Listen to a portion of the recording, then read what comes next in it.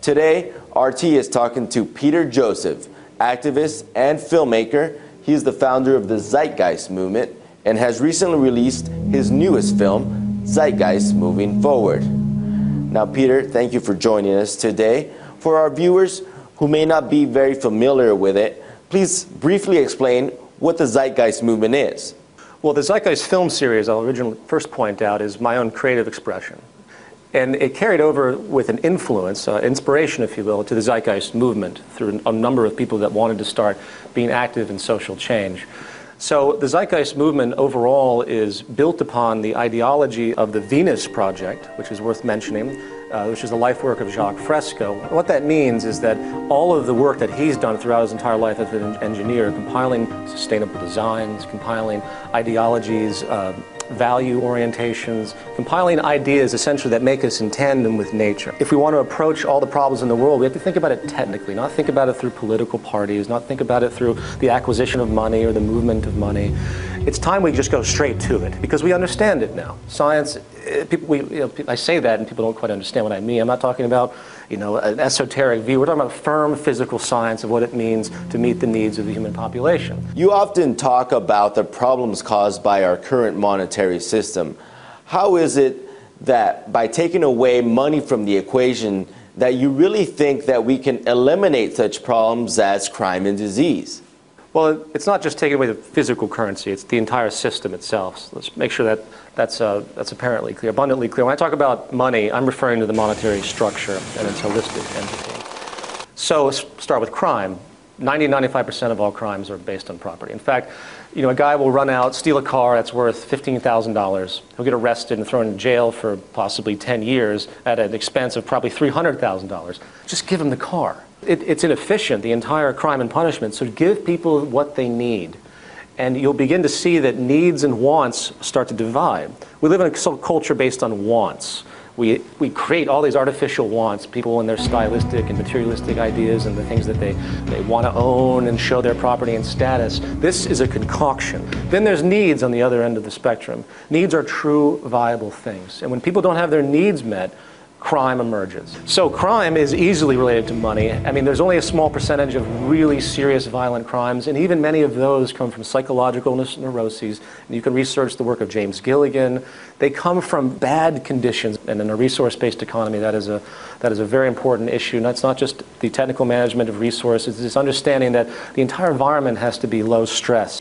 You also talk about our over-reliance on fossil fuels and how this will eventually lead to a financial collapse. What do you think that it will eventually take for us to start looking at our energy issues a lot differently? I mean, does gas have to be $10 a gallon?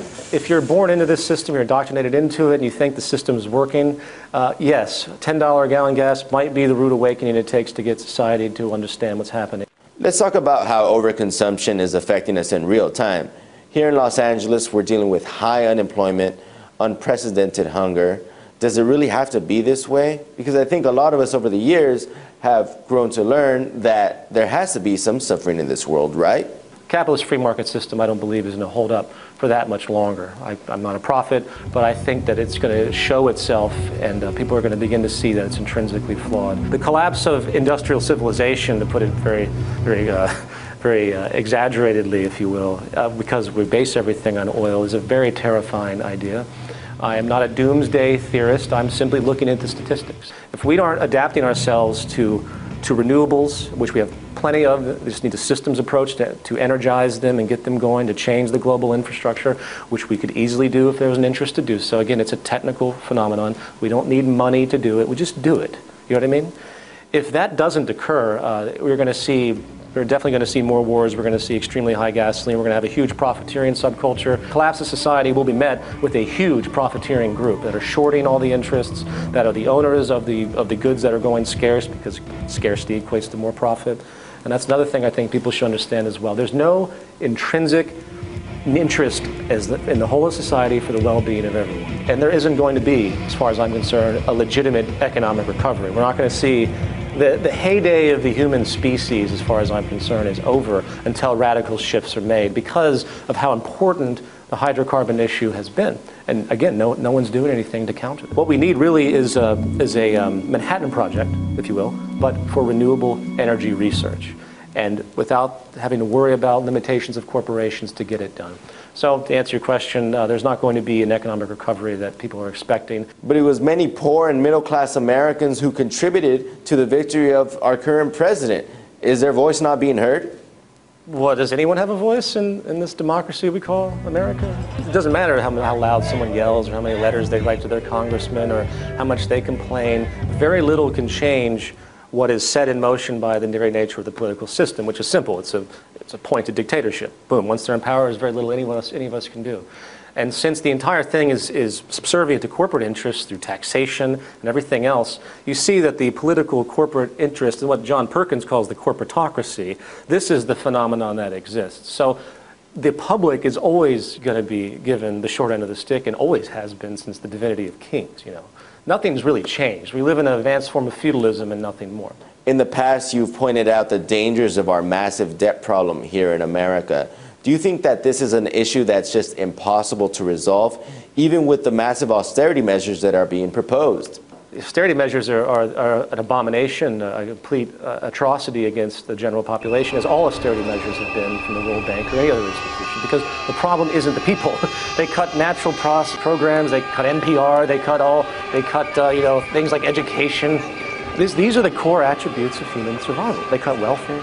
You know, why are they cutting that? When obviously we're spending, $1 trillion a year on war?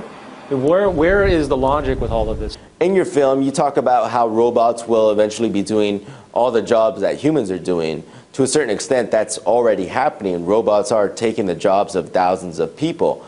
Now, this sounds like a bad thing to those workers that are losing these jobs now, but you think that mechanization will eventually be a great thing. Technological unemployment has manifested throughout time. In fact, every major labor change that we've had as a civilization has been based on the advent of technology, from agricultural revolution, the invention of the plow, to the industrial revolution, the invention of the powered machine, large powered machine, and to an information age we have now where everyone's interacting with computer systems. The contradiction of capitalism by some economic theorists that investigate this idea that we're displacing ourselves with mechanization that can create more, can provide more, but yet reducing human purchasing power.